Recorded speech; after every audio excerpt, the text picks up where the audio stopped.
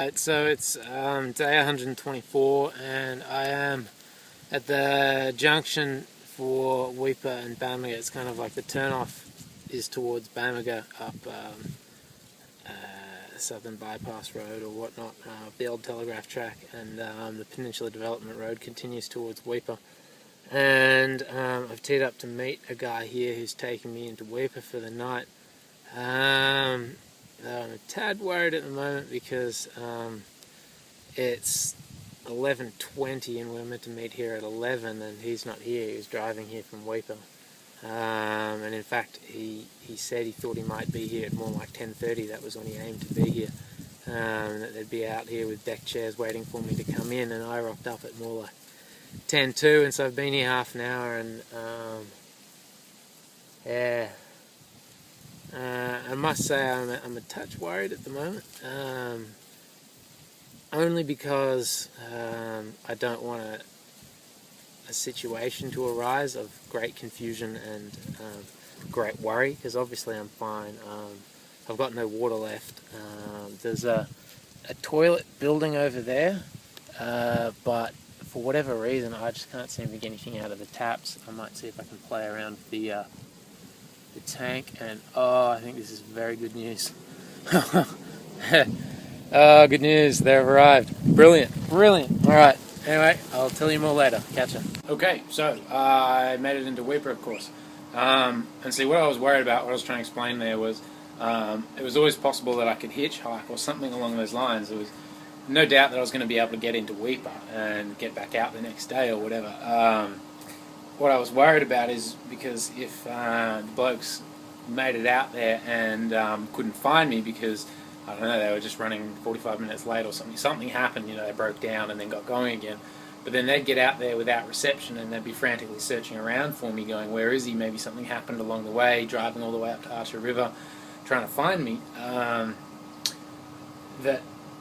So basically I'd have to get into Weeper and get in contact with them while they're in reception range, and etc, because it's a 2-hour drive into Weeper. So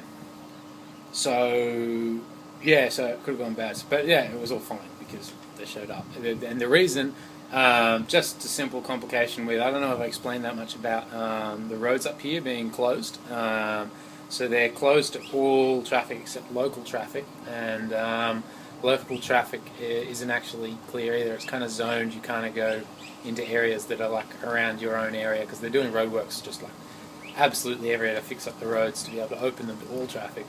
They do that every year after the wet because they just get demolished and eroded and whatnot. So I'm fine on foot. I can go wherever I want on foot. Anyone can.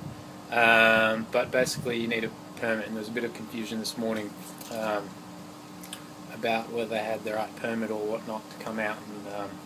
But yeah, it was all good in the end.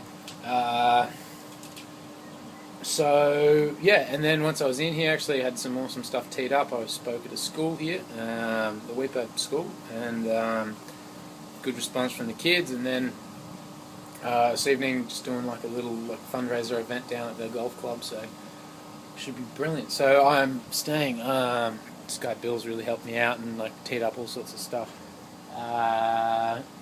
And I'm staying in the Rio Tinto kind of like village accommodation, so I've got a donger, because Weeper's obviously a very major mining town, mining bauxite for aluminium, and so yeah, he's scored me a little spot here and dinner over there and stuff like that, so that is sweet. And he's going to get up at like 3 o'clock or whatever. We're heading out, leaving at 4 tomorrow to head back out so that I can be at the junction at the break of dawn, so I can start running to Moreton Telegraph Station, which is 75, and I think I got water sussed out, so that's looking alright. Anyway, so that's the situation. Day 124. Catch you tomorrow in Moreton Telegraph Station on the road. Alright, cheers.